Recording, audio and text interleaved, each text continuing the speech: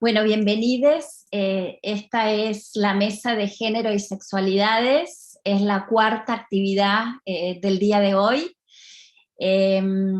Tenemos primero dos ponencias de Paola Ermentraut y la mía.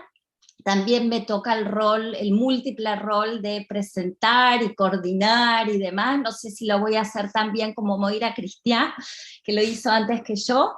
Primero la presento a Paola, ella va a presentar su ponencia, después sigo yo, después tenemos un comentario de Nicolás Cuello, hola Nico, también lo tenemos ahí en pantalla, y después tenemos una presentación de Julieta Vitulio, también acá entre nosotras, sobre su trabajo en la forma exacta de las islas.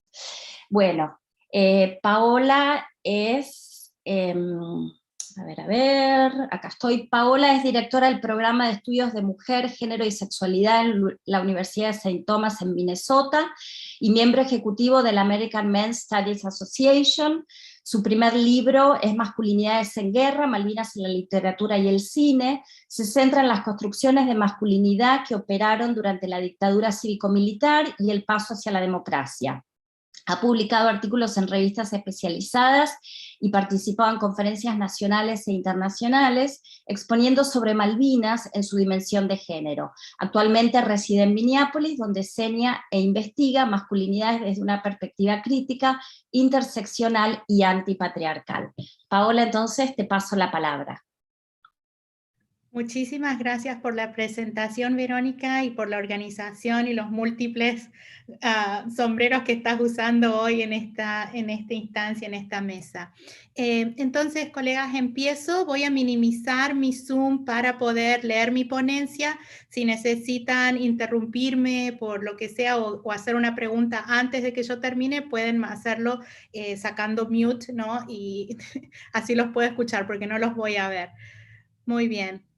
Gracias. Al final de mi presentación voy a poner un enlace hacia las imágenes que estoy mencionando para que las puedan ver luego. Son imágenes que he sacado del documental sobre el que voy a hablar. Muy bien. Entonces, nosotras también estuvimos, es el documental del 2021, El punto ciego de la masculinidad en guerra. El documental argentino Nosotras también estuvimos, estrenado el 1 de abril del 2021 y dirigido por Federico Strifeso, propone un recorrido por la memoria de tres mujeres, Estela Carone, Ana Masito y Alicia Mabel Reynoso. Ellas se desempeñaron como enfermeras de campaña durante la Guerra de Malvinas, en donde, dado su rol, atendieron con profesionalismo las heridas de los jóvenes soldados conscriptos, adivinando las secuelas psicológicas que la violencia de la guerra marcaba en sus cuerpos. La cámara atenta y empática de Strifeso va acompañándolas desde el lugar donde practicaron su profesión, los espacios derrumbados en donde se escondían cuando pasaban los aviones británicos, hasta su llegada a una reunión de oficiales y su paso por el monumento. El documental combina lo personal y lo político, las anécdotas de las compañeras, la realidad de una guerra improvisada y destinada al fracaso. Como la memoria es un ejercicio político y como estas mujeres resisten a la nostalgia con sus afirmaciones testimoniales a lo largo del documental, el viaje a la ciudad de Comodoro Rivadavia en la costa del Atlántico Sur, este viaje culmina en un acto transgresor: ubicar una placa en un monumento a los veteranos y otros participantes reconocidos oficialmente de la guerra, monumento en el que ellas no están representadas. En este trabajo propongo una lectura desde los estudios críticos de la masculinidad para analizar el efecto de este gesto transgresor que ilumina los mecanismos de creación de un binario heterosexista y la reafirmación de una organización patriarcal de género. En el transcurso del viaje aprendemos que el título de veteranas les había sido negado inicialmente. En varios artículos académicos que tratan su historia se expresa esa constante, el silenciamiento y el olvido que han sufrido luego de su desempeño durante la guerra.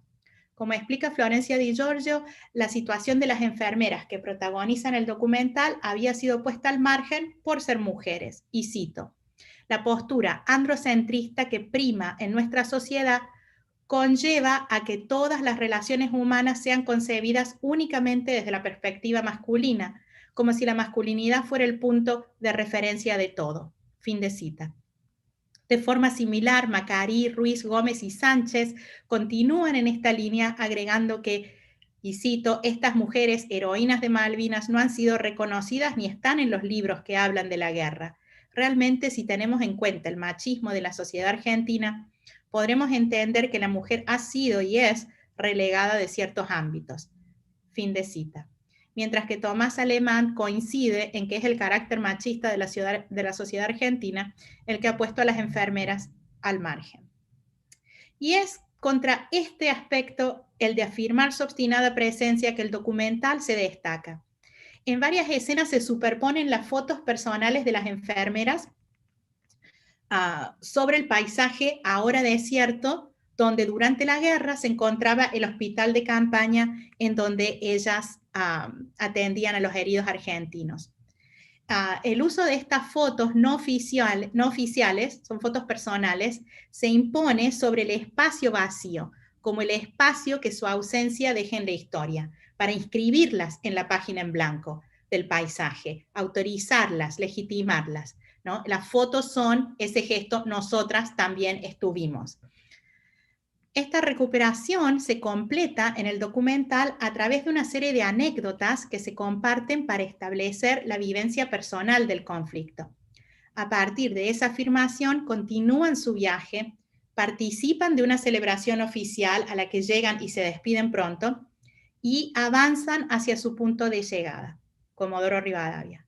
Sin un acto oficial, ni aplausos, ni desfiles, armadas estas tres mujeres con un taladro eléctrico y una placa hechas por ellas mismas, encuentran otro espacio vacío, esta vez en el monumento que recuerda las contribuciones de otras personas, e instalan sus nombres por mano propia en la historia oficial.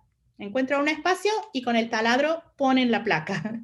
Este acto se capta utilizando los encuadres del western, con un primer plano en la cartuchera que lleva ahora el taladro justiciero y una cámara lenta que demora la llegada del uso del arma, en este caso el taladro. De un lado, las enfermeras, ¿no?, van haciendo esos encuadres así encontrados a través de la edición. O sea, de un lado quedan las enfermeras transgresoras, del otro lado el olvido, la nada, realmente, el paisaje abierto. Propongo que este proceso de marginalización con el cual se enfrentan, su espacio relegado en la historia, no solo emana de la estrategia de desmalvinización que puso en marcha la derrotada dictadura cívico-militar, ese silenciamiento sistemático que intentó camuflar la ineptitud militar y las violaciones a los derechos humanos durante la guerra. La invisibilización y marginalización de estas mujeres y su crucial aporte a los esfuerzos argentinos va más allá, incluso de un Estado que esquivó sus responsabilidades por mucho tiempo, un Estado que en términos del conflicto de 1982 ha sido llamado desertor. Esta es la conclusión a la que arriban los diversos artículos académicos sobre la omisión y tardía inclusión de las enfermeras y otras mujeres en tareas de apoyo.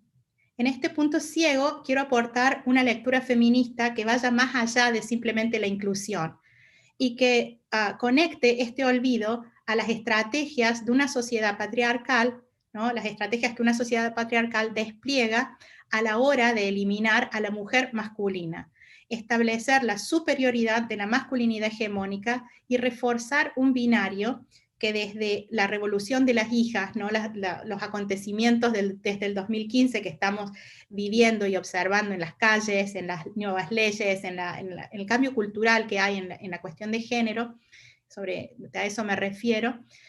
Entonces, desde la revolución de las hijas que estamos viviendo, este binario parece tambalearse, ¿no?, un poco herido de muerte, ojalá por la nueva generación, los más jóvenes, ojalá. Es importante establecer que la historia de las enfermeras sigue un patrón familiar a los textos de guerra, es decir, la producción cultural que trata de asignarle sentido a lo ocurrido durante el conflicto. Primero, la guerra y sus estertores parecen trastocar paradigmas de género, incluir mujeres en una situación de emergencia, ingresándolas a la hermética homosocialidad del ejército argentino de esos años, para luego utilizar esa posición para reordenar sus mitos y fantasías. Miriam Cook indica la importancia de leer género en estos textos, ya que la guerra presenta la oportunidad de observar el funcionamiento de un tipo de violencia institucionalizada que tiene por efecto reafirmar los valores tradicionales en el frente doméstico durante y después del conflicto. Pocas actividades son tan categóricas como la guerra a la hora de organizar, dividir y controlar las funciones de hombres y mujeres. Angela Woollacott provee un análisis similar en su libro Gendering War Talk, en donde se acerca desde el género al fenómeno de las guerras y los enfrentamientos bélicos del siglo XX y lo que va del XXI. La guerra, según el análisis de Woollacott, constituye una oportunidad para ciertos reajustes en la configuración genérica de una sociedad. Sin embargo, sus efectos son moderados, mezclados y ambivalentes. En el mejor de los casos, se subvierten temporalmente algunas estructuras normativas, ¿no? Puede haber una aceptación de mujeres en tareas codificadas como masculinas, por ejemplo, o en lugares de trabajo. Pueden trabajar en una fábrica durante una guerra, pero luego eso se revierte. Y algunos textos e imágenes ciertamente hacen eco de esa construcción, de esa reestructuración, pero generalmente estos gestos quedan diluidos en la potente fuerza conservadora de los roles de género que la guerra, tal como la conocemos hoy en día, necesita. Laura Soberg explica en Gender, War and Conflict que la invisibilización de las mujeres en las representaciones de la guerra, incluida la historia, que ocurre aun si sobre ellas recaen los efectos de la violencia militar en forma directa, se basa en que no son consideradas partícipes con reales intereses, ya que no empuñan armas y están marginadas de la institución militar. Sus contingencias no son consideradas a la hora de declarar la guerra ni plasmar sus efectos y significados en la cultura. No por esto se cuestionan o ponen en jaque los roles de género tradicionales, ya que como observan Soberg y Vía, aunque las relaciones de género han cambiado profundamente a partir de la segunda mitad del siglo XX, a pesar de que los conflictos en la política global también lo han hecho, la guerra depende aún de construcciones de género convencionales y conservadoras para representar imágenes del Estado y sus fuerzas armadas. En este sentido, el documental Nosotras también estuvimos es un texto de guerra, en cuanto propone cierta transgresión, mientras que simultáneamente consolida una visión tradicional y conservadora del lugar de la mujer. El contexto de la guerra abre una fisura en donde las construcciones de género entran en crisis de forma momentánea para ser reproducidas y reintegradas a la sociedad que participa en el conflicto. A Estela, Ana y Alicia y otras implicadas en tareas de apoyo en el ejército no fueron las únicas mujeres tocadas por la guerra. Ellas son un ejemplo entre las múltiples que estuvieron y participaron de diferentes maneras de la guerra en ambos bandos. La guerra tomó lugar en islas habitadas, en las que había mujeres que vieron sus vidas interrumpidas por la disrupción de la guerra. Margaret Thatcher, implacable, declaró el ataque y se aseguró otro término para su administración conservadora. La artista oficial del conflicto, Linda Kidston, plasmó la guerra por encargo del Imperial War Museum. Del lado argentino, las mujeres también eran armas utilizadas por la última dictadura cívico-militar. Vanessa Tesa Sepúlveda nos recuerda que, y cito, la dictadura había construido un discurso conservador y católico que sumaba a este papel tradicional la labor esencial de combatir la subversión, instrumentalizando el papel de la mujer en la sociedad y con ello haciéndola formar parte de su propio aparato de dominación y guerra. Fin de cita.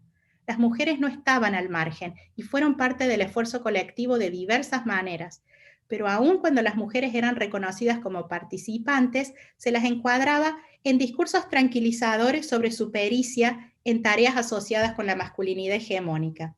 Por ejemplo, la revista Para Ti, una revista para mujeres de esa época, reportaba sobre estas mismas enfermeras con una serie de fotos en uniforme. y cito de la revista de 1982, ¿no? De la Paraty.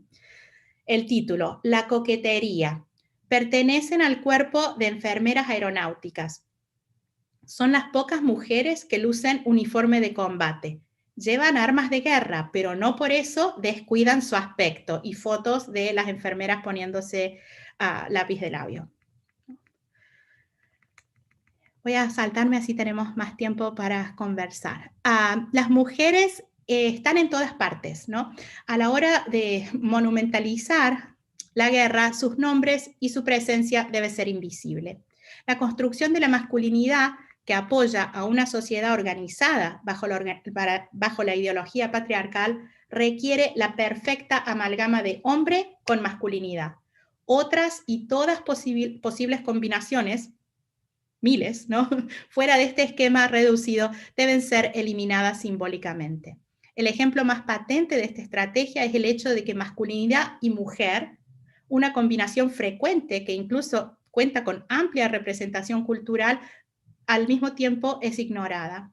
Jack Halberstam, en su estudio paradigmático sobre la masculinidad femenina, concluye que, y cito, la masculinidad masculina, aquella que es producida por hombres, parece impermeable a las críticas o los ataques y mantiene su dominio hegemónico a pesar de todos los desafíos a su poder. Fin de cita. Cabe destacar que estas figuras se apoyan en una construcción binaria de género, y es por eso que Halberstam advierte que la masculinidad femenina tiende a apuntalar un orden de género conservador. La contracara de esta invisibilización de la mujer masculina es la feminidad en los hombres, que bajo la mirada patriarcal debe ser eliminada, muchas veces legitimando incluso el uso de la violencia. Estas dos formas de la masculinidad y el hombre feminizado tienen que ser eliminados, ¿no? Para conservar esta hegemonía. Y eso lo vemos en el monumento, básicamente, ¿no? en este documental.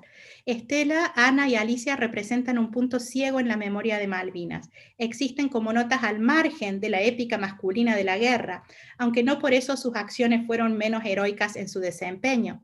El miedo a ser exterminado por una bomba de precisión británica no tenía género cuando escondidas en una trinchera escuchaban el rugir de los aviones enemigos. La exclusión de estas enfermeras es necesaria, ya que su presencia disruptiva pone en evidencia que el mito de la guerra como un espacio exclusivo de hombres y una expresión máxima de su masculinidad, ese mito patriarcal no resiste las voces de Alicia, Ana y Estela. Sus acciones nos invitan a comenzar un profundo cuestionamiento de la guerra y sus efectos sobre el paradigma de género, más allá de los eslogans nacionalistas y sus usos políticos. Gracias.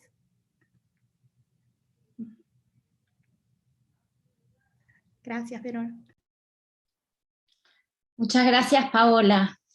Muy interesante y muy claro y muy potente. Seguimos después en preguntas y respuestas. Bueno, voy a presentar yo. Ahora yo soy docente investigadora en la Universidad Nacional de Avellaneda, formo parte del grupo de Arte, Cultura y Política en la Argentina Reciente, que organiza estas jornadas, y mi ponencia se titula La colección Malvinas del Archivo Oral de Memoria Abierta, un laboratorio de varones para la nación. Le voy a pedir a Ale, por favor, vamos a ver 45 segundos de un video del diario La Nación Online del 28 de junio del 2020.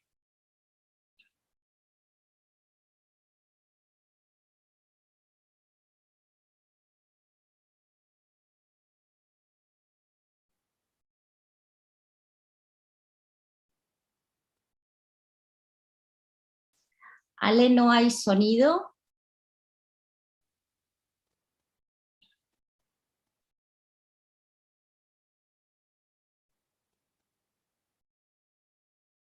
No es muy grave, sí, puedo reponer. Ale, cuando compartís tenés que poner, cliquear, compartir sonido.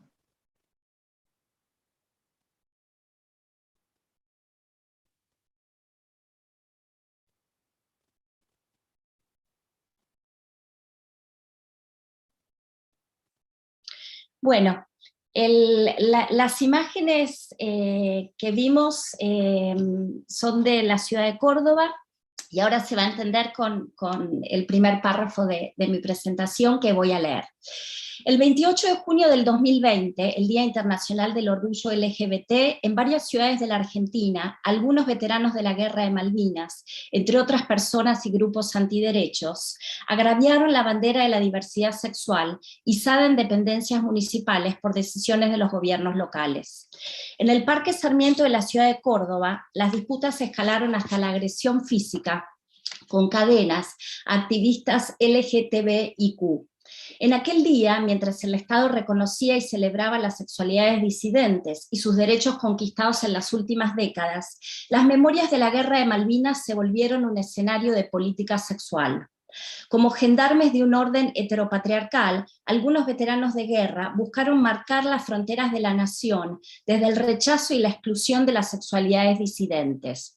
En el video que vimos, esos dos hombres son dos veteranos de guerra, pertenecientes a la Federación de Veteranos de Guerra, están bajando en ese momento la bandera de la diversidad sexual y están discutiendo quién es ciudadano, etcétera, con activistas que se acercan a interpelar esto. Otros colectivos de excombatientes por fuera de la Federación de Veteranos, como el CECIM, repudiaron esos ataques.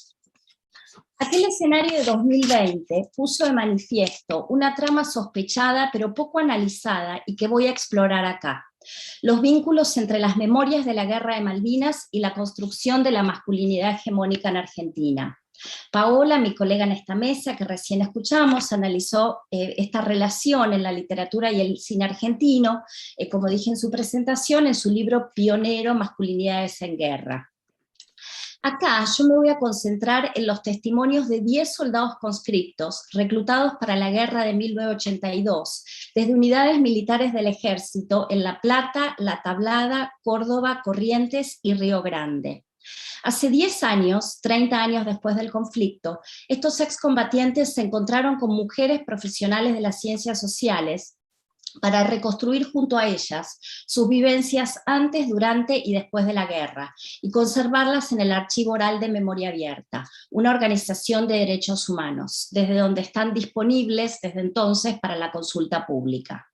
Este archivo no se concibió pensado en cuestiones de género, como dijo Alejandra Oberti, una de sus creadoras, pero si el testimonio es una práctica encarnada que construye y transmite sentidos, las marcas de género y las trayectorias de masculinidad se volvieron una presencia ineludible.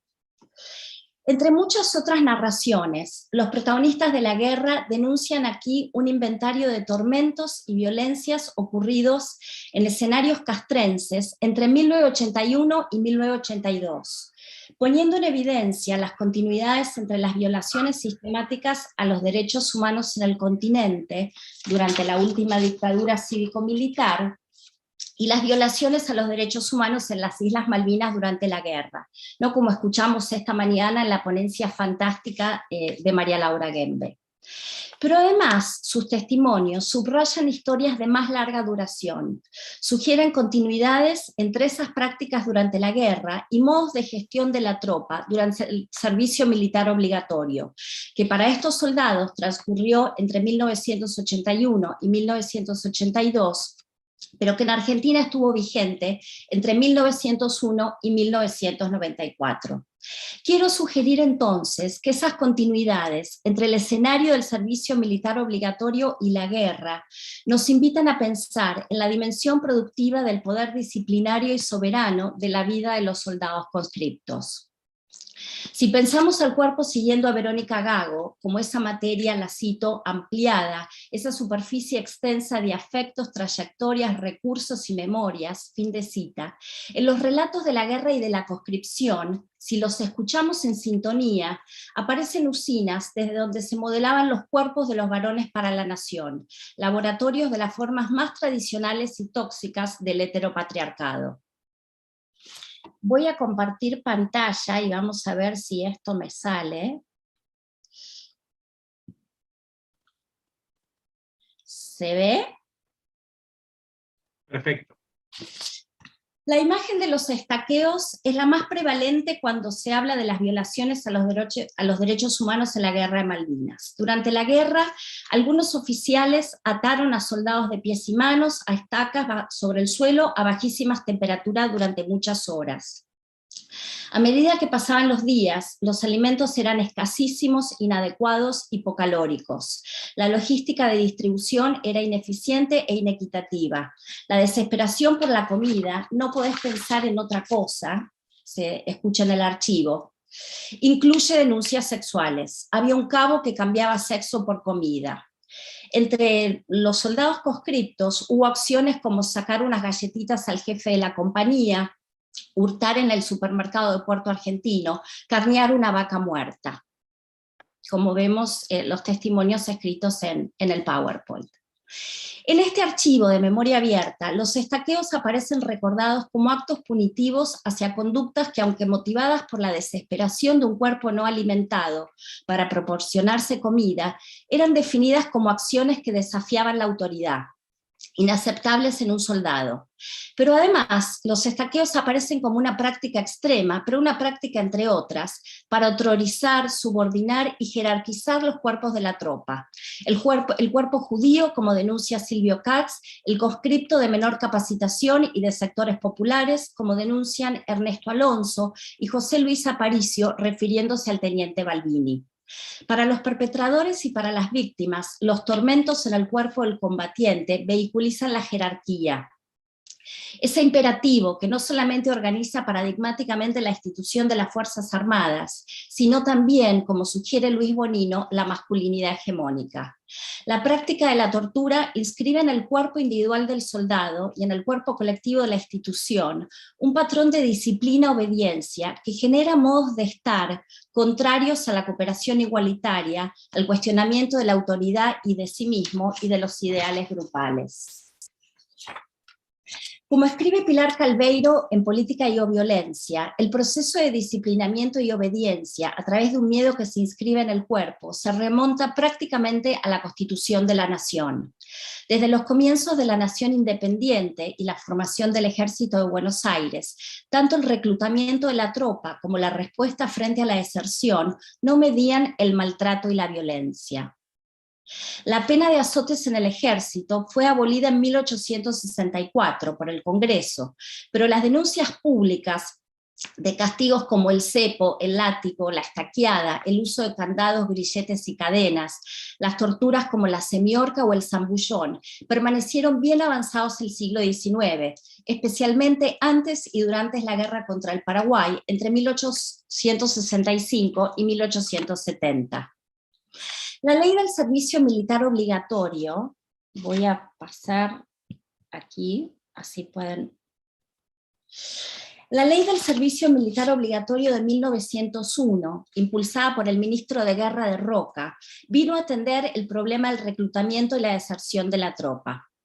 Mientras se discutía la ley en la Cámara de Diputados, en 1901, el coronel Riccieri, su principal impulsor, decía: el servicio obligatorio va a acelerar la fusión de los diversos y múltiples elementos étnicos que están constituyendo a nuestro país en forma de inmigraciones de hombres, porque no se nos negará que el respeto, sino el amor a la misma bandera, la observancia de la misma disciplina y quizá los mismos sinsabores, los mismos peligros, asaz, poderosos para realizar esa función de nacionales y extranjeros de que tanto necesitamos para llegar de una vez al tipo que nos tiene señalado el destino.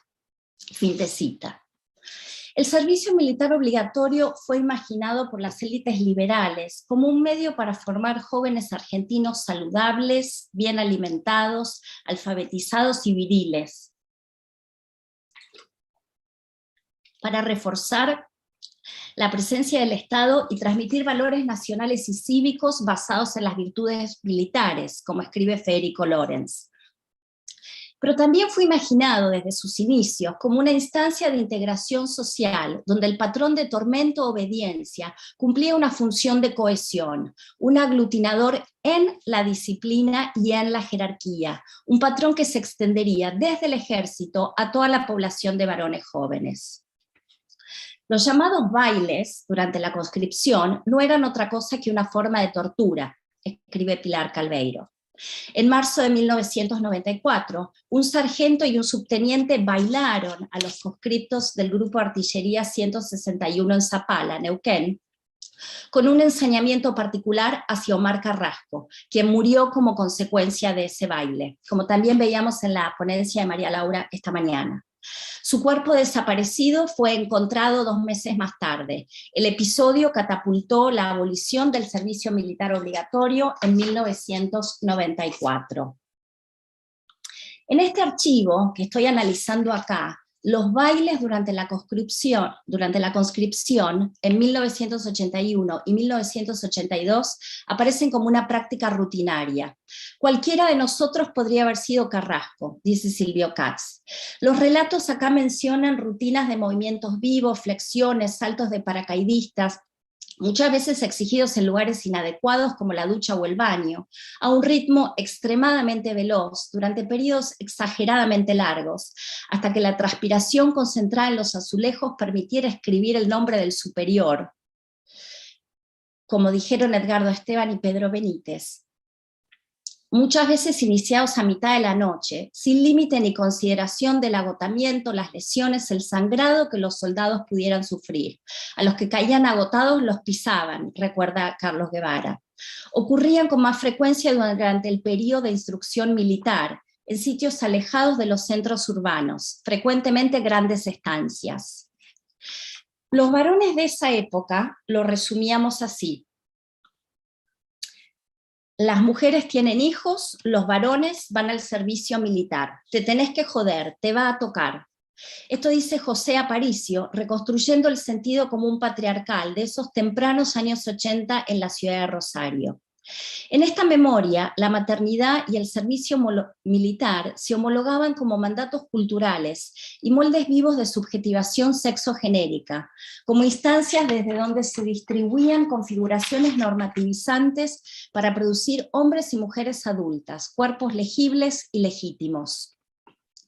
Estas memorias evocan la idea del ritual de pasaje a la masculinidad adulta y hegemónica. Según Santiago Garanio, desde aportes clásicos de la antropología británica, los conscriptos pueden ser pensados como seres liminales, quienes atraviesan un momento de transición, un rito de paso cuya culminación exitosa implicaba devenir un soldado considerado apto, un legítimo ciudadano argentino y un hombre adulto con el sello de la aprobación estatal y considerado capaz de ingresar al mercado laboral. Las prácticas cargadas del desprecio hacia la vida de los soldados pueden ser pensadas como rituales violentos, cuya eficacia simbólica, cuando victoriosa, transformaba niños varones en hombres adultos para la nación.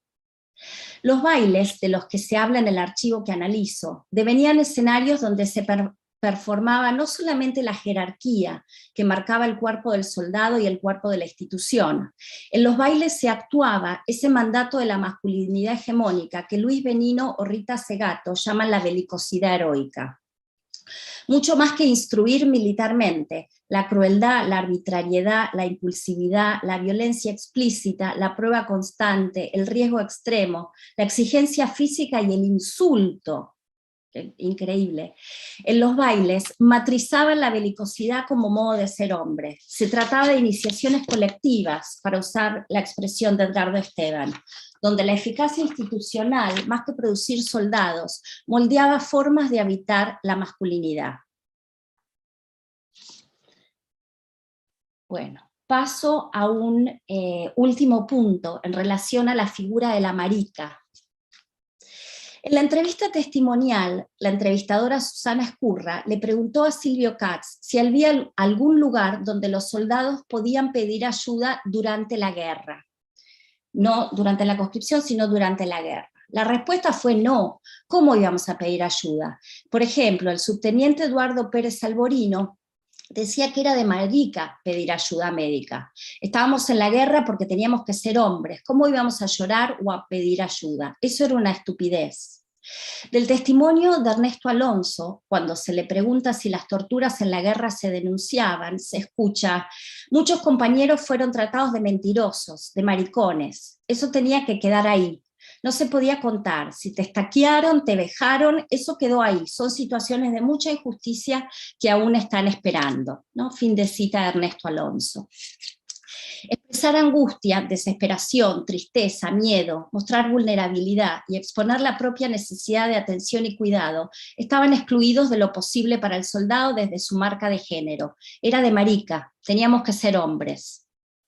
Los historiadores de sexualidades subalternas, Santiago Insausti y Pablo Ben, argumentan que hasta los años 80 en Argentina, las maricas, y lo cito, no se definían solamente por su elección de objeto de deseo, como los gays actuales, sino también por su identificación con la feminidad. La marca de otredad de estos sujetos no devenía de su deseo sexual orientado a otros hombres, sino de su expresión de género femenino. Fin de cita. Entre los conscriptos, el sexo con las maricas se vivía como algo que no impugnaba ni cuestionaba la masculinidad tradicional, continúan Insausti y Sen. Ellos estudian en el Archivo General de la Nación los expedientes de los juicios contra el honor dentro del ámbito militar, y ahí advierten la masividad, ¿no? del sexo de los conscriptos con la marica del batallón o con la marica el día de Franco, ¿no? Dicen una escala que hoy nos dejaría pasmados. Ahora, expresar vulnerabilidad era asociado al género femenino, a la figura de la marica, desde una construcción de género, y desde acá tenía que ser controlado. Por eso porque eso sí ponía en peligro el ser hombre. Esto nos habla de una cierta yuxtaposición entre la marica y la mujer como otro en la Argentina heteropatriarcal.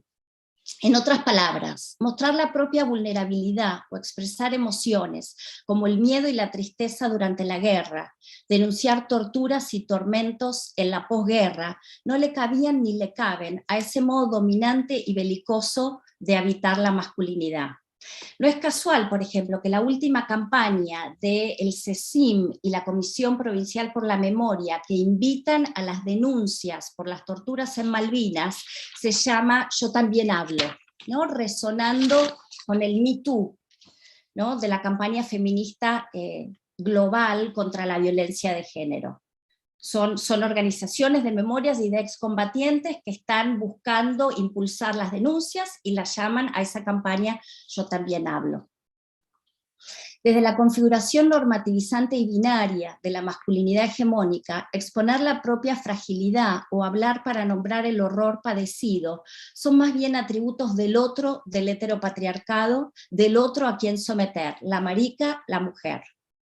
Esa disposición al silenciamiento impregna de manera más profunda el terreno de la violencia sexual. Las mujeres que padecieron la muy frecuente violencia sexual durante el terrorismo de Estado en Argentina han hablado y denunciado, especialmente en los últimos años. Pero el género no solo modula la violencia estatal, sino también los modos de recordarla y de narrarla, como escribe Bárbara Sutton. En el Archivo Oral de Memoria Abierta, que aquí estudio, algunos excombatientes apenas mencionan tímidamente la violencia sexual padecida durante el servicio militar obligatorio y durante la guerra. Dan atisbos de un repertorio que incluye desde violaciones en la conscripción y en la guerra, hasta todo tipo de humillaciones en situaciones de desnudez, por ejemplo. Pero suelen distanciarse y anonimizar la experiencia. Inmediatamente aluden a la dificultad para reconocerla, especialmente en ámbitos judiciales, con frases como, era como que no había que contarlo, imagínate, hacer esa denuncia en la justicia.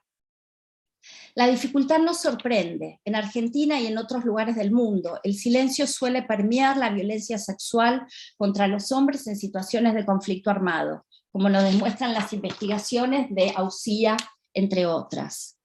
Un silencio en parte ligado a una matriz sexual y de género que constituye esos actos como vergonzosos, entre comillas, para los hombres, ya que los pasiviza, los feminiza, los convierte en mujeres, posiblemente activando fantasías de castración o de homosexualidad, como sugieren Elizabeth Schelin y Bárbara Sutton. Para terminar, El testimonio requiere de otros que puedan interrogar con curiosidad por un pasado doloroso y escuchar con empatía y compasión, habilitando la alteridad en diálogo antes que la identificación. La economía de género de los testimonios que aquí analizamos, es decir, la división sexual del trabajo testimonial, donde los excombatientes hombres narran pasados traumáticos y otras, mujeres profesionales de las ciencias sociales, escuchan con curiosidad y empatía, reproduce un patrón tradicional de la esfera pública patriarcal. Hombres que hablan y mujeres que escuchan. Una escena que seguimos viendo con demasiada frecuencia. Sin embargo, este trabajo testimonial también habilitó un espacio de distancia crítica y reflexiva sobre la masculinidad que se construía en aquellos escenarios militares. Mediante esa economía de género, los excombatientes construyen, junto a sus entrevistadoras, memorias donde trazan continuidades entre la guerra y la conscripción, como rituales de pasaje hacia una masculinidad adulta y hegemónica. En esos relatos memoriales reflexionan de alguna manera sobre aquellas prácticas que modelaban formas de ser varón jerarquizantes, avasalladoras, violentas, emocionalmente duras y distantes. Con estas narraciones visibilizan, en última instancia, moldes vivos de una configuración sexogenérica normativizante, que aunque multidimensional y persistente, en los últimos años comenzó a ser hablada y pensada. Gracias, nada más. Verónica, si querés podemos compartir el video nuevamente. Bueno, dale, es un buen cierre. 46 segundos, por favor. Perfecto.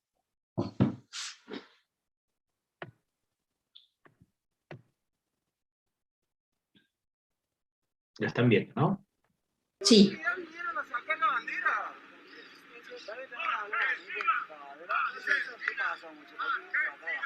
Nosotros venimos, yo personalmente vengo en nombre de mi familia, en nombre de mis hijos, en nombre de mis nietos, a restituir la bandera nacional argentina porque constitucionalmente corresponde que los mástiles públicos y nacionales deben flamear la bandera nacional argentina. Y esa bandera nacional argentina es incompatible con cualquier banderola o bandera que no esté reconocida por el Estado Nacional. No sé si es ¿cómo le va? Buenas tardes. No está reconocido por el... Entonces nosotros vamos a restituirlo por la... Pero usted es autoridad, usted pidió eso al intendente, lo pidió al municipio. Tengo el derecho Yo también tengo el derecho. Muchas gracias, Ale. Perfecto. Bien, creo que podemos hacer. Esto se encuentra en La Nación Online del 28 de junio de 2020. Bueno, lo voy a presentar a Nico Cuello, que tiene la tarea de reaccionar y hacer un comentario a estas dos intervenciones. Lo presento primero. Nicolás Cuello es licenciado en Historia de las Artes por la Universidad Nacional de La Plata. Allí mismo cursó la maestría en Estética y Teoría de las Artes. Actualmente se desempeña como becario doctoral de CONICET y como docente de la Universidad Nacional de las Artes. Sus investigaciones se centran en la intersección de prácticas artísticas, políticas sexuales, representaciones críticas de las emociones y culturas alternativas desde la postdictadura hasta la actualidad. Nico, te paso la palabra.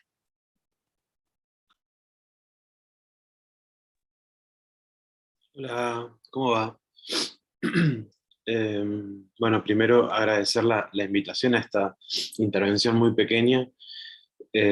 Gracias a Vero y bueno, también la posibilidad de escuchar y compartir con las otras compañeras en la mesa, con Paola y Julieta. Voy a hacer como algunos comentarios muy poquitos, el tiempo es ajustado. Creo que ambos, se me escucha bien, ¿no? ¿Sí? Ambos trabajos, en algún sentido, creo que desde distintas ópticas o de distintos cuerpos de trabajo, pero con ciertas líneas políticas y bibliográficas, digamos, que entran en consonancia, están dejando en claro, ¿no? Por un lado, que efectivamente la guerra, el dispositivo de la guerra, ¿no? Y específicamente la guerra de Malvinas, tiene que ser pensada con urgencia a partir de una matriz, digamos, de operatividad de ciertos sentidos, símbolos, representaciones y modos como de subjetivación que fueron productivos en términos sexogenéricos. Y no solo la guerra en sí, sino incluso los modos en que la memoria funciona, reponiendo la complejidad de ese fenómeno histórico. Entonces, creo que como mesa celebro, digamos, que como trabajo, digamos, conjunto, este grupo de interpelaciones al fenómeno histórico de la Guerra de Malvinas, por esta acepción, ¿no? No solamente por insistir y volver a insistir en la guerra como una tecnología de producción sexopolítica, sino incluso agregar esta otra dimensión que tiene que ver con los modos de rememoración, las formas de reconocimiento público a través de la monumentalización de determinados hechos históricos, y también, digamos, una dimensión tan compleja como la memoria oral en la reposición, digamos, de carácter más afectivo sobre este proceso. Digamos, eso como un comentario digamos, general, y en relación, escuchando un poco y leyendo el trabajo de Paola, por ahí también, más que nada como preguntas, ¿no? Pensaba que en esta recuperación del trabajo, de esta recuperación, ¿no? De la participación o del involucramiento de mujeres, y en este caso específicamente de mujeres enfermeras en la Guerra de Malvinas, me preguntaba cómo convive la idea de la figura de la mujer masculina, o cuál sería la condición de masculinización para un conjunto de mujeres que ingresan al dispositivo de la guerra a partir de una tarea históricamente feminizada, como la tarea del cuidado. Entonces, ya de por sí, como esa pregunta, como una pregunta de partida, como si podés por ahí como explayarte un poquito en cuál es tu interpretación, o qué conexión haces vos para aplicar, digamos, como esta visión digamos, sobre la masculinidad de estas mujeres, ¿no? Pensaba también en ese gesto, no sé si hasta recién, no sé si habías compartido o no el enlace. Ahí está. Bueno, ahora voy a mirar las imágenes del documental. Pensaba también, por un lado, vos lo mencionás dentro de tu texto, ¿no? Hablas del proceso de desmalvinización, y quizás este comentario es un comentario que debería ser hacia el final, pero en mis notas así caóticas está acá, hasta ahora. Pero pensaba, digamos, cómo tu interpretación de la sustracción de la participación de mujeres dentro del dispositivo, ¿no? Bélico, que fue colonial, que fue la Guerra de Malvinas, creo que vos creás como condiciones para pensar en que incluso ese proceso de desmalvinización también pueda ser pensado como una tecnología de producción sexogenérica sobre el conflicto, ¿no? Y la desmalvinización no solamente, digamos, como dialoga en relación al conflicto de cierta inestabilidad que cursa la dictadura durante sus últimos años en términos de régimen político, sino que la desmalvinización también podría pensarse en sus efectos sobre los mecanismos específicos de olvido de las marcas de género y de las participaciones o de las experiencias sexogenerizadas en la misma guerra. Entonces, digamos, releyendo lo que otras compañeras trabajan con mucho más profundidad, o en torno a este proceso de desmalvinización, creo que un poco también tu planteo avanza en complejizar esa idea, esa categoría, que es una categoría interesante, es una categoría productiva, digamos, que puede despertar conflicto crítico, ¿no? Un conflicto crítico interesante. Creo que incluir la dimensión sexogenérica en ese proceso de desmalvinización puede ser también una estrategia, ¿no? Como de reflexión interesante, como para poder seguir analizando o observando distintas capas de sentido en la historia de los cuerpos y de las diferencias corporales y sexuales y genéricas en la Guerra de Malvinas.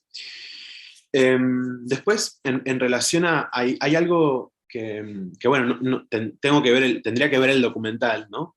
Pero hay algo de cómo se construye, a través de tu relato, ¿no? De cómo se construye el proceso de inserción de estas mujeres en el monumento, ¿no? Y vos bien, ahora escuchándote, obviamente uno leer el texto y escuchar a la persona que habla son dos mundos distintos, escuchándote un poco puedo entender un poco quizás más los matices en los que vos reparás sobre la idea de inclusión. En una primera lectura, para mí, digamos, el procedimiento, ¿no?, a través del cual emergería cierto grado de justicia a partir de la autoinclusión de las mujeres privadas de representación en el conflicto de Malvinas en el monumento, a mí personalmente, ¿no?, en esa primera lectura, no me parece que modula ningún tipo de desplazamiento en cuestiones sexuales ni de género, porque efectivamente, digamos, termina, digamos, no entiendo en qué momento estaría como cuestionando,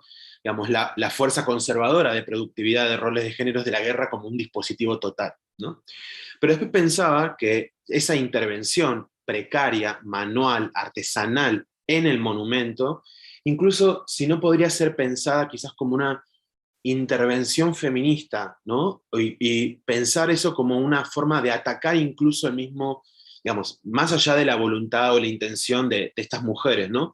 Pero si no existe la posibilidad de elaborar algún sentido en el que puedan existir formas de reapropiación de la monumentalización de los caídos y las caídas, o de las personas afectadas por la guerra. Entonces ahí pensaba en este campo de estudio, que es la antimonumentalidad, ¿no?, que incluso como campo de estudio dentro de los estudios culturales surge, digamos, con este teórico, ¿no?, James Young creo que es, digamos, que elabora formas de reflexión sobre las marcas de reconocimiento histórico institucional en el espacio público, y elabora este concepto de contramonumento o antimonumento como una estrategia de volver pública una historia a partir de la agencia, ¿no?, en primera persona de las víctimas del conflicto bélico, y la característica contra o anti, ¿no?, en torno al monumento tiene que ver con que efectivamente esa gestión, como en este caso estaría ocurriendo en el documental, donde ellas se incorporan sin apoyo institucional, digamos, violentan el monumento, también puede ser pensada quizás como una forma como de resistencia a la cooptación, digamos, institucional o de las narrativas, digamos, estatales en torno al conflicto bélico, ¿no? Entonces quizás a mí lúdicamente, ¿no?, después de leer y escuchar, también pensaba si no podría ser interpretado quizás ese gesto como un gesto, digamos, antimonumental, no en el sentido de exigir un reconocimiento institucional que de alguna forma estabilice nociones que desde mi perspectiva o desde mi lugar personal me parecen problemáticas, como la idea de héroe o heroína, e incluso puedan, digamos, hacer vibrar la experiencia de la diferencia sexual como un elemento digamos, que desde su incomodidad, desde incluso este lugar artesanal, precario, ¿no?, pueda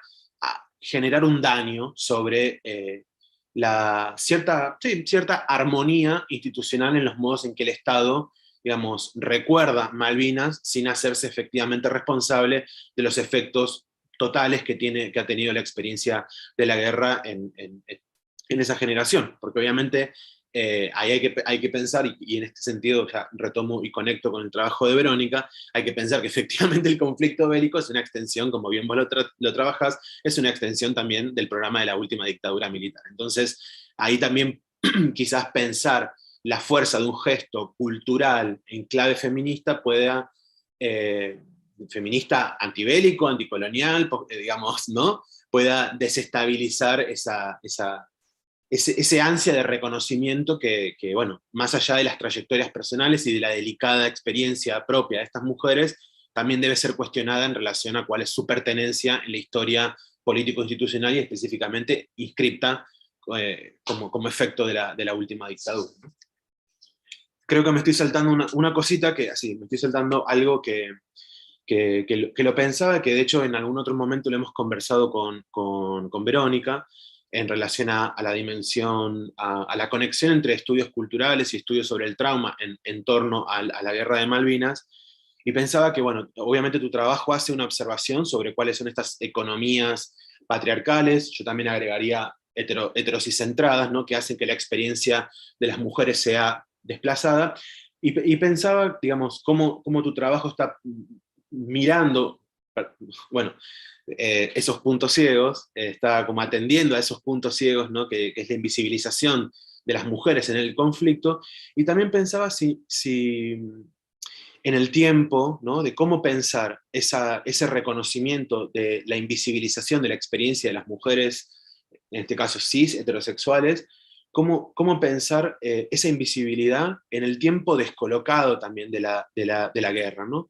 Y ahí cuando digo ese tiempo descolocado, también me parece que, digamos, podríamos pensar que la temporalidad del conflicto de Malvinas no solamente está cercenada en el año 1982, en esos 2 meses, sino que también tiene que ver con todo el proceso que se abre a partir del efecto, ¿no? De los que vuelven y del efecto en, por ejemplo, en las dinámicas familiares, en las economías, en las economías de pareja, y en las formas de relación, de cuidado y asistencia de, por ejemplo, las personas que tuvieron marcas corporales o que volvieron con distintos estados como de crisis psíquicas, ¿no? o todo lo que tuvieron que atravesar las personas que, digamos, los excombatientes de Malvinas. Entonces pensaba si, volviendo a esta primera imagen inicial, pensaba qué lugar productivo o qué especulación puede tener cómo relacionar la instrumentalidad, ¿no? de esa figura estandarizada del cuidado para esa masculinidad hegemónica que funda, digamos, como la gran narrativa de la guerra, cómo pensar esa invisibilidad del cuidado, ¿no? En la historia de Malvinas, extendida en el tiempo del trauma, ¿no? Y extendida, por ejemplo, de cuán invisibilizadas son las madres que perdieron a sus hijos, las hermanas que perdieron hermanos, ¿no? Las parejas que perdieron amantes, y sobre todo el tipo de trabajo que se extiende sobre, obviamente, aquellas mujeres que tuvieron que tomar más de un trabajo después de que sus parejas, hermanos o familiares no pudieran dar continuidad a una fuerza trabajadora porque tenían, digamos, piernas amputadas, porque no perdieron la visión, en fin, entre otras afectaciones psíquicas, ¿no? y afectivas. Entonces también pensaba cómo el tiempo de la guerra, ¿no? También puede ser pensado a través, digamos, como de la resonancia de lo traumático, y cómo allí todavía sigue invisibilizado en gran parte el trabajo de las mujeres, que sigue siendo trabajo cuidado, no remunerado, no reconocido e invisible, que sigue, digamos, siendo efecto del gran dispositivo de la guerra. Y ahí mencionar que hace poco en página 12 salió un dossier muy interesante sobre el rol de las mujeres y Malvinas, y se nombra un documental de Jimena Chávez, ¿no? Que se llama Matria, que también está trabajando sobre la historia de las madres y de las mujeres familiares de caídos en Malvinas. Y también se nombra, que es otro rol también para pensar en este lugar invisibilizado y ambivalente, el lugar de las maestras, ¿no? Y quienes fueron, digamos, como el primer cordón de cronistas, ¿no? Para el pueblo, más allá de los medios de comunicación, pero ese primer cordón de cronistas hacia las infancias y hacia jóvenes todavía en secundario de lo que acontecía en la Guerra de Malvinas. En este mismo dossier de página 12 hay una nota profundamente interesante sobre las múltiples experiencias de distintas maestras que articularon posicionamientos críticos sobre cómo reproducir el relato de Malvinas, algunas a favor, otras en contra, ¿no? Y la experiencia de lo que pasaba en las infancias, y cómo incluso muchas de ellas, a partir de su mirada crítica del conflicto bélico, desataron algunas imágenes que podían entorpecer el fervor por esta imagen de masculinidad heroica, y algunas otras lo intensificaron también, ¿no? Y por eso también sumo esta imagen, porque creo que ahí ese lugar de las maestras no es un lugar de, vuelvo a decir, no son heroínas, sino que son, digamos, sujetos complejos que algunas alimentaron la reproducción de estereotipos masculinos tóxicos que asociaron masculinidad y guerra, mientras que también hubieron muchas otras, la mayoría provenientes de posicionamientos críticos de la última dictadura, que también hicieron esfuerzos titánicos por desordenar y generar ciertos desplazamientos y sospechas a ese estado, ¿no? Como de desinformación que sucedía en torno a lo que pasaba en Malvinas. Y en relación al trabajo de Vero, ahora si me apuro, Nico, con mucha pena te voy a decir que por favor, en un minutito, porque queremos darle la palabra a Julieta. Después podemos seguir conversando también por Bueno, solo para hacer como un puntapié, creo que hay algo interesante, o que a mí me resultó muy interesante de tu trabajo cuando retomás este testimonio de 1901, ¿no? Que funda en algún sentido el proyecto del servicio militar obligatorio, pensar las dimensiones o las economías raciales que, digamos, esa integración social, digamos, tiene un trasfondo de una operatividad colonial en términos como de integración de raza, y pienso que la larga historia o la continuidad que vos hacés entre el servicio militar obligatorio, la dictadura militar y Malvinas, pienso que puede ser pensado de forma, digamos, orgánica, como un gran artefacto, ¿no? Como un gran artefacto de producción de una masculinidad que tiene un claro origen racializante, ¿no? Pienso que, digamos, en tu entusiasmo y en tu voluntad constante, digamos, de complejizar el fenómeno de Malvinas, creo que ahí se agrega otra línea, en tu archivo se agrega como otra línea muy interesante para pensar cómo esta producción de masculinidad tiene un trasfondo que es colonial y tiene un trasfondo en relación a la fundación del Estado-Nación argentino. Y también cómo usás o describís digamos, la múltiple operatividad de la violencia sexual. Acá pienso que hay algo que se puede trastocar y que a mí me resultaba interesante en la lectura, es que, digamos, investigar sobre los múltiples lenguajes de esa violencia sexual a partir de los bailes y los estaqueos permite dar cuenta, ¿no? Como bien lo hace tu trabajo, de ciertas formas de subordinación y jerarquía hacia el interior de la masculinidad. Y me parece que ese es un aporte muy interesante, y diría que es un aporte clave, que va en una orientación directa de lo que hoy conocemos como estudio de masculinidad, porque lo que hace es complejizar la idea de masculinidad. Por lo general, y socialmente, entendemos la masculinidad hegemónica como una suerte de imagen perpetrada en determinado cuerpo, con determinada sexualidad, con determinado color de piel, determinada funcionalidad, pero es cierto y es real, ¿no?, que existen efectivamente múltiples formas de ejercicio de violencia, de subordinación y jerarquía hacia el interior de la masculinidad.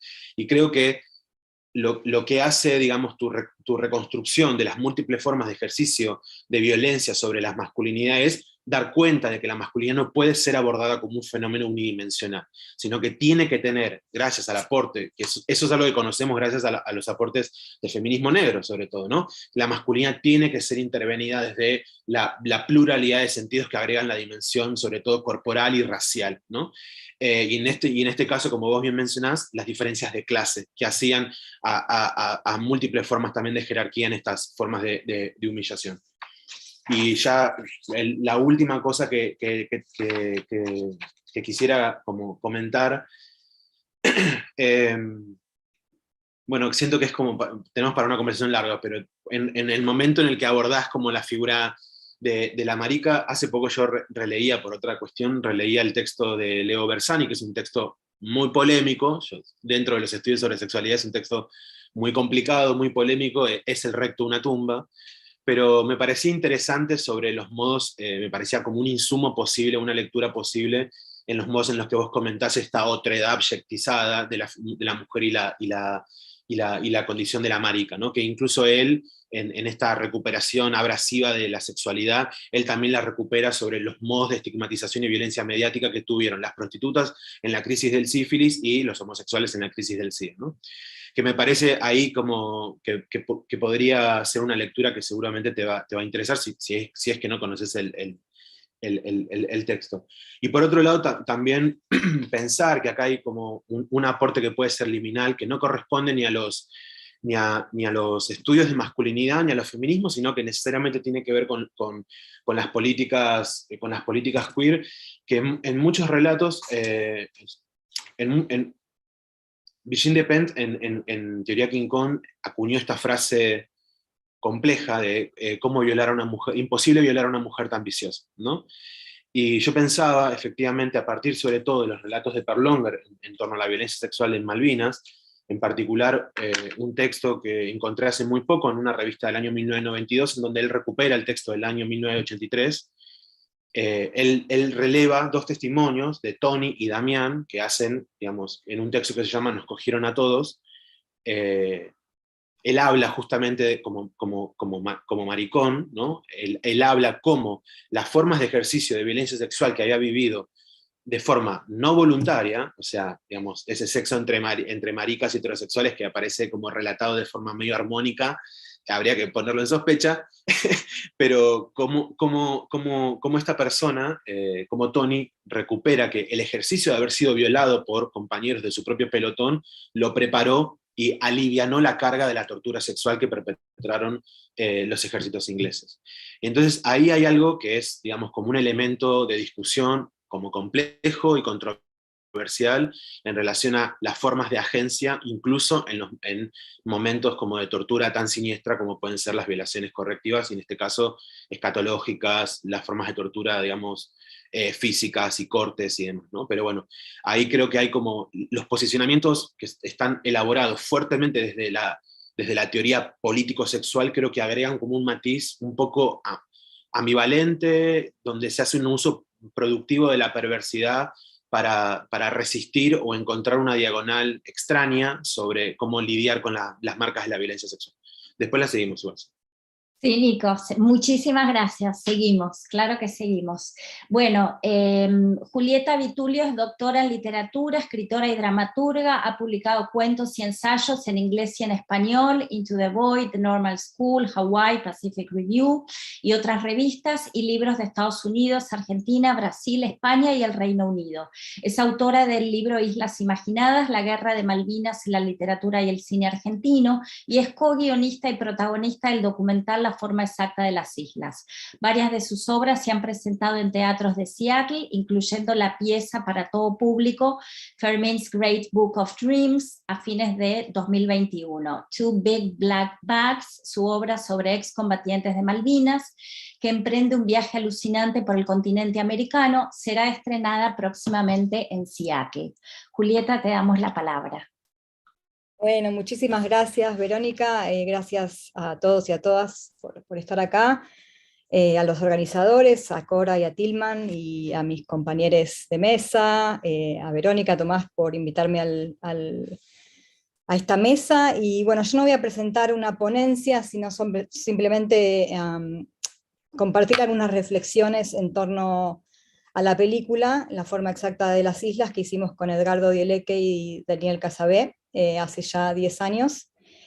A partir de algunas preguntas que me plantearon Verónica y Tomás, las preguntas tienen que ver con el modo en que la película aborda la cuestión de género, y cómo yo en particular, como una mujer de mi generación, viví la experiencia de hacer esta película, con las posibilidades estéticas, expresivas y políticas que me dio hacer una película sobre Malvinas con relación a mi trabajo en otros registros, como el académico, el literario o el dramatúrgico, con la forma en que la película piensa a la nación y con la manera en que la película piensa a las islas y a los isleños. Para dar un poquito de contexto, para los que no conocen la película o la vieron hace ya mucho tiempo, en el 2006 yo estaba terminando mi tesis doctoral sobre la literatura producida en torno a la guerra de Malvinas en la Universidad de Rutgers, en New Jersey, y no habían salido todavía en ese momento libros que trataran sobre el tema, estamos hablando ya hace mucho tiempo, aunque sí se habían publicado artículos puntuales sobre los pichiciegos y otros artículos sobre otras obras, un texto fundamental de Martín Coan, Oscar Blanco y Adriana Imperatore, y yo en ese momento estaba analizando las ficciones sobre la guerra y trataba de construir un corpus que ponía en evidencia una centralidad, que era una centralidad paradójicamente bastante oblicua, dentro de la guerra, de la guerra dentro de la cultura argentina del momento. Mi tesis, que luego se convirtió en el libro Islas Imaginadas, la guerra de Malvinas en la literatura del cine argentino, buscaba desplegar la riqueza textual que se configuraba en torno a la guerra y trazar ciertos libros, como ciertas líneas de lectura. Y esas líneas, más o menos como para resumir y dar un poco de contexto a mis reflexiones, tenían que ver con la cuestión de la épica ausente, explorar cómo la ficción, además de buscar maneras alternativas a la épica, como por ejemplo la picaresca o la parodia, revelaba la continuidad entre los crímenes de la dictadura y los de la guerra.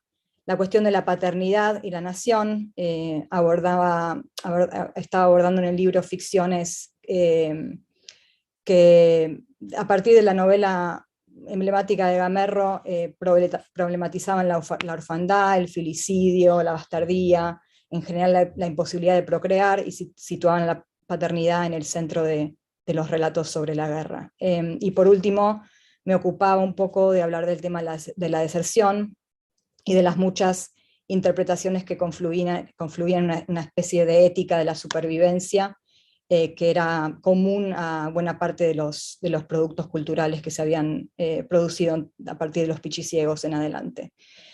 Así que mientras yo estaba terminando la tesis, quise viajar a las islas para ver con mis propios ojos el lugar sobre el que tanto había leído y escrito en los últimos años. Pedí fondos a la universidad y en diciembre del 2006 viajé a las islas. Mi idea era escribir un diario de viaje que sirviera de epílogo a mi trabajo. Tenía varias excursiones planeadas. Había traído además de una cámara de fotos, una camarita para filmar, con un par de cassettes, pensando que quizás surgiera algo interesante para filmar. El día que llegué a Stanley me encontré por la calle, por casualidad. El centro de Stanley no es muy grande, así que no fue una gran casualidad, pero igual, bueno, sucedió mi primera caminata por el pueblo. Me encontré con dos excombatientes, Carlos Enriori y Dacio Agretti, que volvían a las islas por primera vez después de 25 años, casi 25 años. No me voy a explayar mucho sobre los detalles de este encuentro, porque todo eso está presente en la película. Solamente quiero destacar ahora lo fortuito de todo esto, y cómo mis planes cambiaron una vez que llegué a las islas y me encontré con ellos, y cómo de pronto, a las pocas horas de conocerlos y de seguirlos con mi cámara, yo comencé a imaginar la posibilidad de hacer un documental, cosa que no estaba en mis planes en absoluto. Como eventualmente también ese documental se terminó de hacer unos años después, pero no era en absoluto lo que yo he imaginado en principio, sino que ocurrieron muchísimas cosas en el medio y el documental fue otro. Y cómo pasé de ser una investigadora sobre el tema de la guerra y sus relatos a estar de pronto en el centro de uno de esos tantos relatos, y cómo ese lugar tan atravesado por historias de dolor se resignificó para mí también muy fuertemente a partir de ese viaje. El martes hace 2 días, vi la película acá en el Teatro San Martín. Yo estoy ahora en este momento en Buenos Aires, se pasó en la sala Leopoldo Lugones, como parte del ciclo 4 Miradas. Hacía años que no la veía, y que no la veía en pantalla grande, y la vi en un momento de muchos aniversarios, 40 años después de la guerra, 15 años después de aquel primer viaje mío a las islas, y 10 años después de la primera proyección de la película en el Festival de Mar del Plata. Y la miré desde otro lugar, muy diferente, con otra perspectiva, y la verdad es que, bueno, aparte de que fue muy lindo verla, la vio mi hijo por primera vez, mi hijo de 12 años nunca la había visto, fue un momento muy emotivo que comparto, pero aparte, digamos, de todo eso, me dio la sensación de que la película se anticipó un poquito a su época. Y lo digo con toda modestia, pero realmente me sorprendió, porque la película la hicimos unos años antes de ese momento tan fuerte del feminismo del que tanto se habló en esta mesa, y seguramente, bueno, todos saben a qué me refiero. Digamos, en los últimos años fueron de una actividad muy intensa en el movimiento feminista en el mundo, y en Argentina en particular. Y no, por eso quiero decir que la película es una película feminista, pero me pareció antes y me pareció ahora más todavía, viéndola desde este presente, una película muy femenina.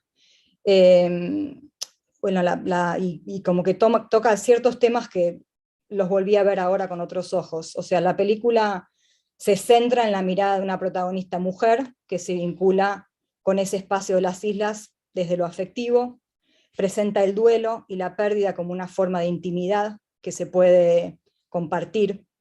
Se comparte con los excombatientes, se comparte con los isleños, Hay una experiencia de dolor y de duelo que conecta a todos los personajes, incluyendo a las islas, como escenario de la guerra, como escenario de traumas colectivos y personales, de Carlos, de Dacio, mío, y de otros personajes que aparecen en la película, como por ejemplo el holandés Rob Issel.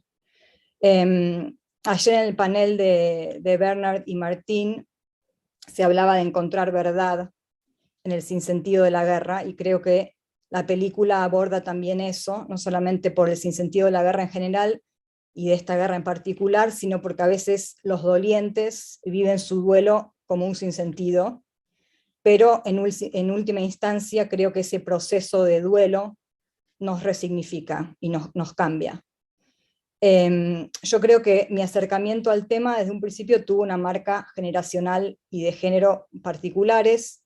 Ayer también Martín Cohen mencionaba esto, y mencionaba cómo cada generación se relaciona con el hecho Malvinas desde un lugar particular. Citaba el caso de Carlos Gamerro, que es clase 62, pero que no le tocó ir a las islas.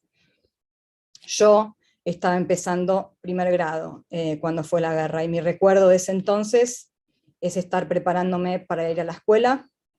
Es uno de mis primeros recuerdos, es casi uno de los únicos recuerdos de la guerra, pero es un recuerdo muy presente, y mi mamá lloraba al lado de la radio cuando hablaban del hundimiento del crucero General Belgrano. Entonces me parece que ese momento como que dice mucho, ¿no? Porque las mujeres no van a la guerra, las mujeres esperan, eso nos lo dice la literatura desde Homero, ¿no?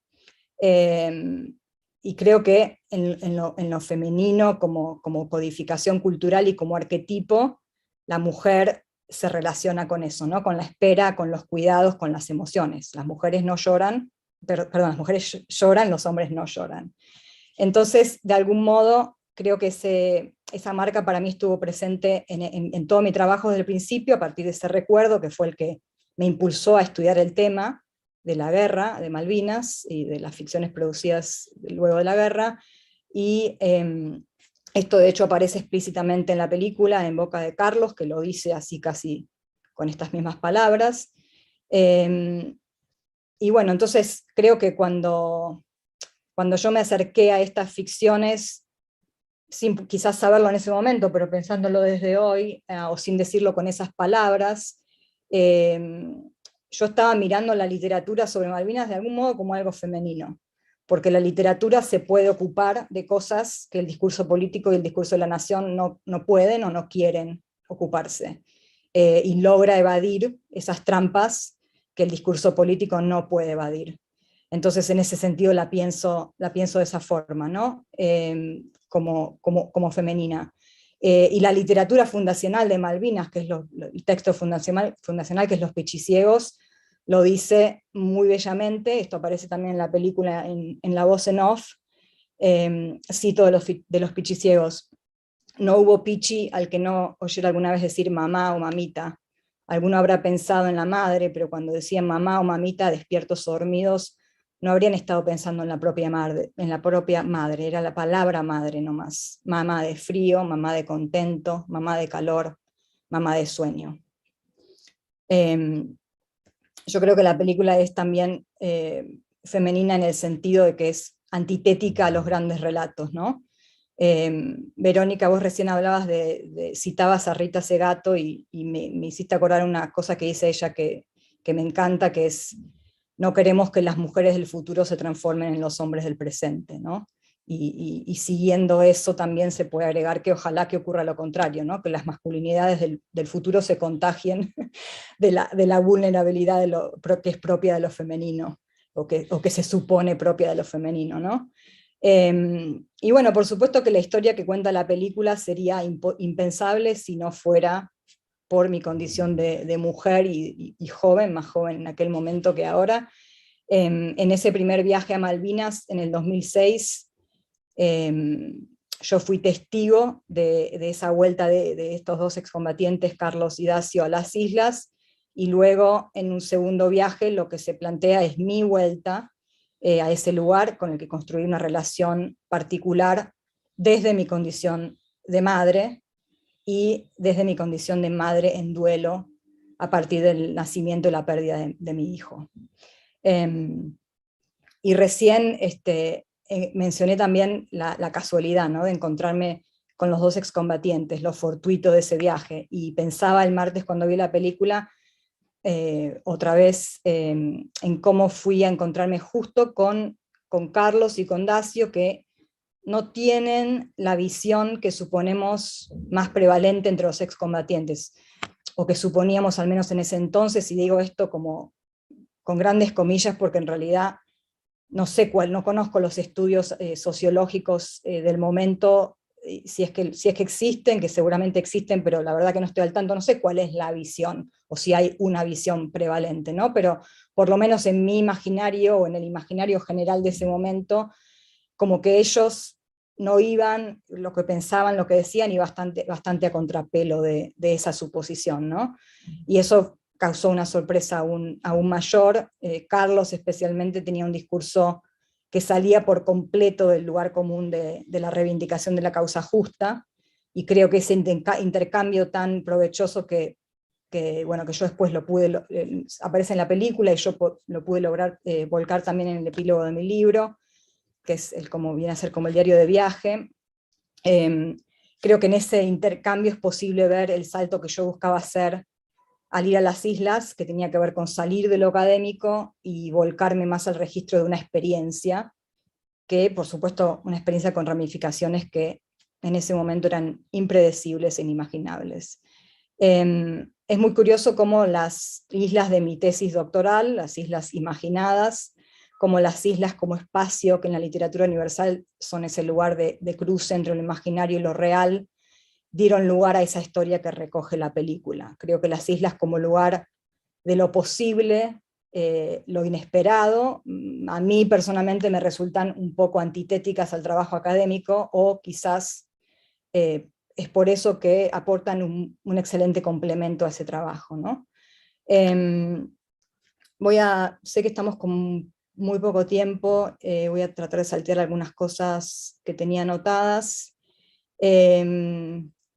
Para decir casi para cerrar, creo que es curioso que, volviendo a una de las preguntas que me planteaban Verónica y Tomás, que el recorrido que llevé a cabo desde lo académico hacia la experiencia, y de allí a la elaboración de la película, me permitió también otro desplazamiento hacia el trabajo creativo. Hace 3 años, cuando yo ya pensaba que había cerrado por completo el ciclo de mis trabajos sobre el tema, escribí una obra de teatro sobre un excombatiente que emprende un viaje alucinante por Sudamérica, y lo que comienza como un escape a partir de un misterioso encuentro con unas bolsas llenas de dinero, se transforma en un viaje, que es un viaje interior y también real, en una especie de road play, y en una búsqueda por lidiar con el trauma de la guerra. Esta obra se llama To Be Black Bags, y le debe mucho a la literatura que leí durante mi investigación, pero también a mis 2 viajes y a mi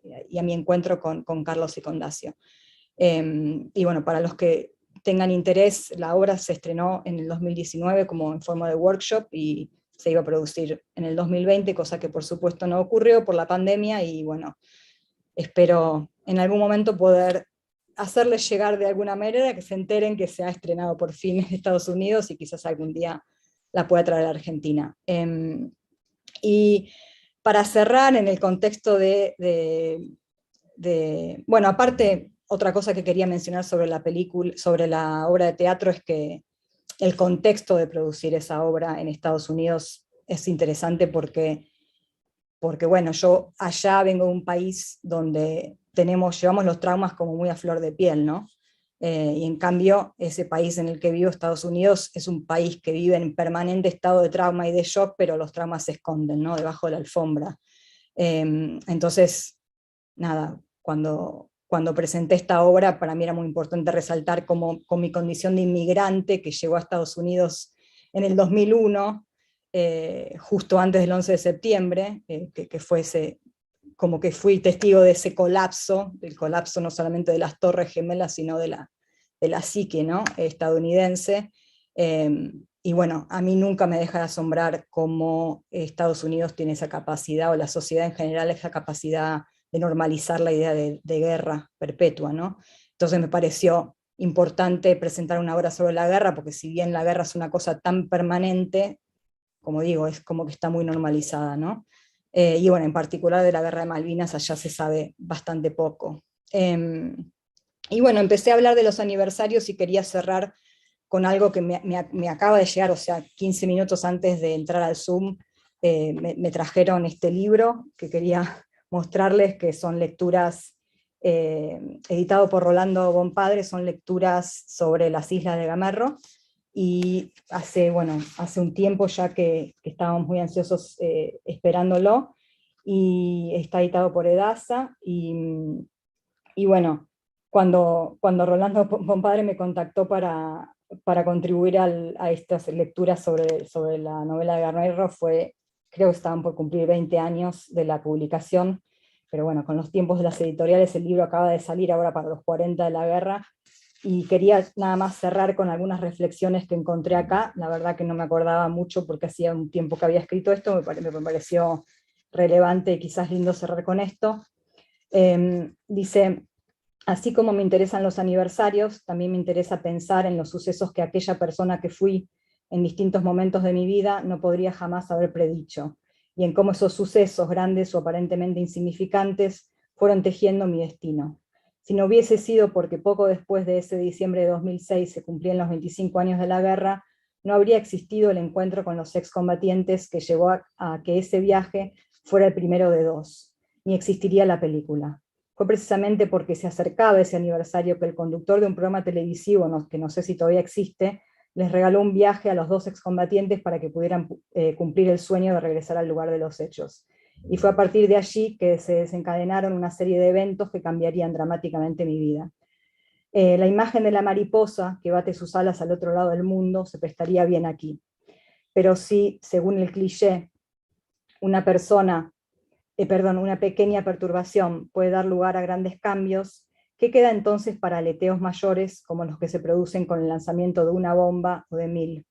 Lo impredecible se vuelve inimaginable y se proyecta exponencialmente. Se van vidas enteras, generación tras generación, procesando e intentando vivir con el trauma. Ahí es donde los aniversarios deberían cumplir la función de retrotraernos individual y colectivamente a esos eventos originarios. Sin embargo, no hay nada aleatorio ni caótico en el modo en que los sucesos se seleccionan, y las páginas del almanaque de una vida o de una nación se van llenando de efemérides,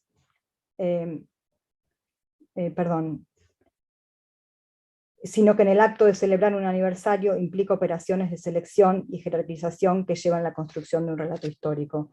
De modo que aquello que se establece como causa y consecuencia también es producto de una operación de recuperación y perpetuación de determinadas trazas del pasado. La voluntad de un borracho y sus secuaces que conocieron el enorme potencial de la causa de Malvinas para movilizar los afectos de la sociedad argentina destruyó vidas y cambió el curso de la historia nacional de un modo que la sociedad quizás nunca sea capaz de medir, por mucho que se conmemore cada 2 de abril. Porque ¿qué es realmente lo que recordamos en cada uno de esos actos conmemorativos? ¿Que las Malvinas son argentinas?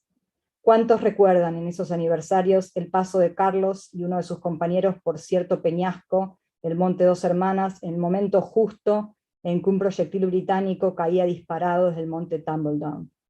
Paso que le cambió la vida a Carlos y a la madre del soldado, y que tuvo reverberaciones de incalculable magnitud. Bueno, y con eso cierro, y creo que justo estamos como en el final de esta mesa.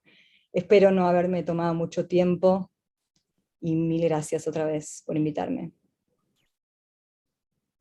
No, muchas gracias a vos, Julieta. La verdad es que la urgencia, la necesidad y la urgencia de seguir pensando Malvinas es increíble. Y la productividad de pensar nuestro presente y pensarnos a través de todo esto creo que también es enorme. Ya tendríamos que estar cerrando, pero tal vez me gustaría darle la palabra final a Paola, que fue mucho mejor moderadora que yo, leyó el chat. Si querés, en este minuto que queda, responder o comentar, cerrar la mesa vos como quieras.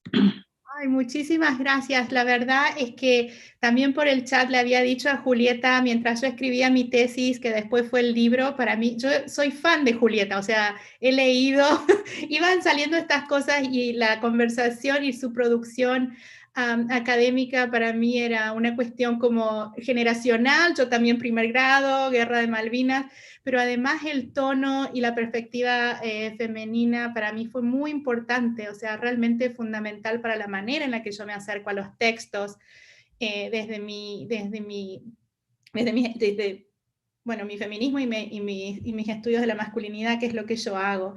Encuentro tanto también en tu presentación, Verónica, o sea, te voy a mandar emails, pero varios, y me quedo con los comentarios de Nicolás, que realmente me abren una perspectiva.